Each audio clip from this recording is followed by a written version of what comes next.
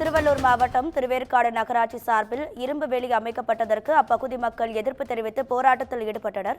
போராட்டத்தில் ஈடுபட்டவர்களை அப்பகுதி மக்களை போலீசார் கைது செய்துள்ளனர். இது தொடர்பான அண்மை செய்தியை பார்த்துக் கொண்டிருக்கிறோம்.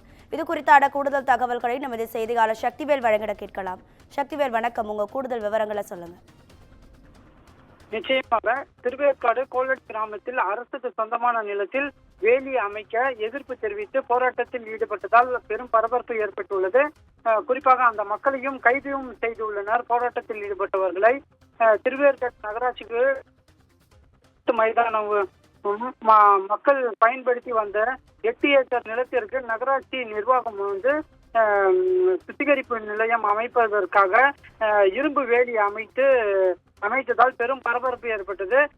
விளையாட்டு மைதானத்தில் கழிவுநீர் சுத்திகரிப்பு நிலையம் அமைய உள்ளதால் அதற்கு எதிர்ப்பு தெரிவித்து வேலி அமைப்பதற்கு எதிர்ப்பு தெரிவித்து பொதுமக்கள் கடும் எதிர்ப்பு தெரிவித்து வருகின்றனர்.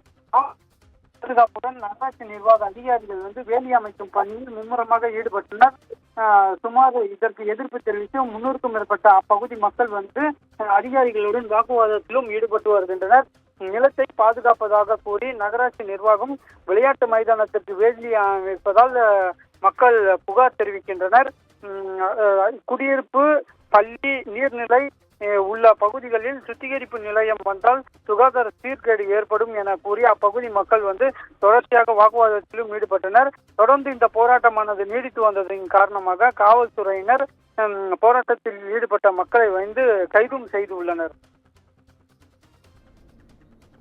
தகவல்களுக்கு நன்றி சக்திவேல்.